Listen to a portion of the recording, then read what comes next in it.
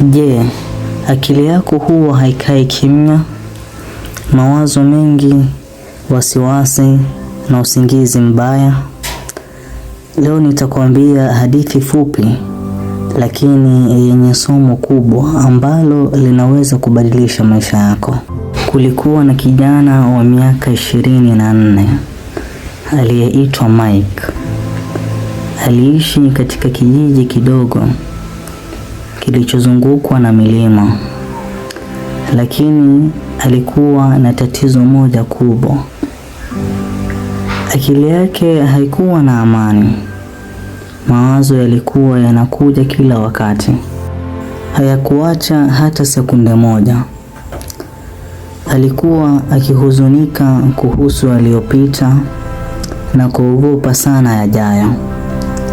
Akili yake ilikuwa kama dhoruba. Hakupata utulivu, hakulala vizuri, na hata kutabasamu alisahau jinsi ya kufanya hivyo.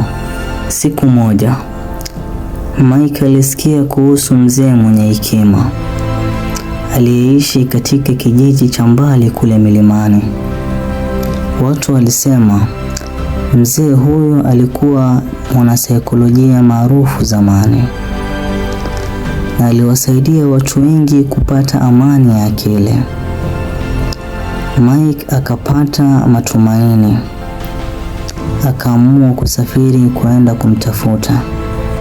Baada ya safari ndefu na kuchosha, hatimaye akafika. Alimkuta mzee ameketi kimya, macho yamefungwa, akiwa na utulivu wa ajabu. Mike akasema kwa sauti ya chini, "Babu, akili yangu imejaa mawazo. Siwezi kupata amani.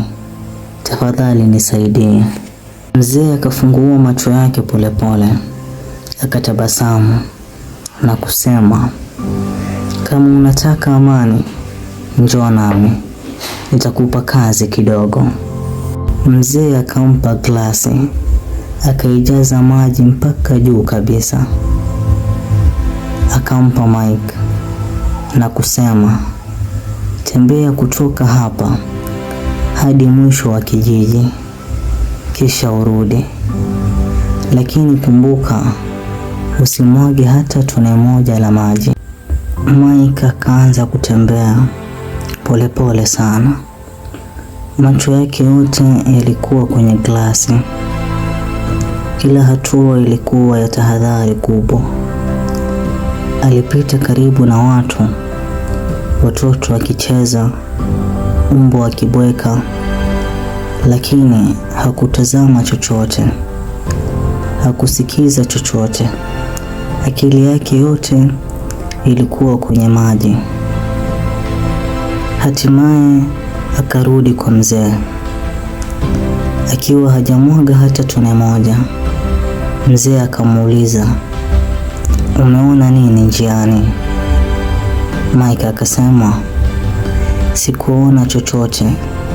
Nilikuwa naangalia maji tu."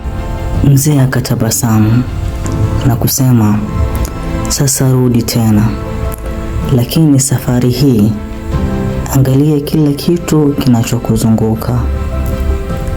Mike akaanza safari yake tena. Safari hii aliona maua mazuri, alisikia ndege wakipiga kelele za kuvutia, aliwaona watoto wakicheza na upepo mwanana ukimgusa usoni.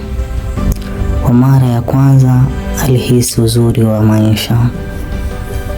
Lakini aliporudi, maji yalikuwa yamemwagika kidogo.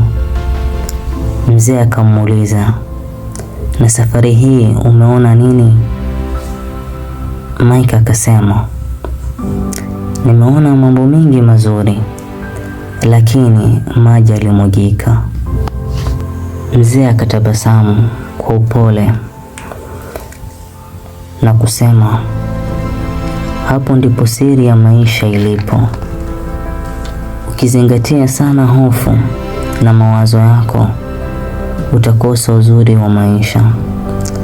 Lakini ukisahau wajibu wako kabisa, utapoteza mwelekeo wako. Amani ya kweli haipatikani kwenye uwiano. Angalia glasi yako ya maji, lakini usisahau kufurahia maisha yanayokuzunguka. Maika alinyamaza akitafakari, na kwa mara ya kwanza baada ya muda mrefu alitabasamu. Na wewe je, unazingatia sana mawazo yako au unasahau kufurahia maisha? Kama umejifunza kitu kutoka hadithi hii, bonyeza like, subscribe na share na mtu ambaye anahitaji kusikia ujumbe huu.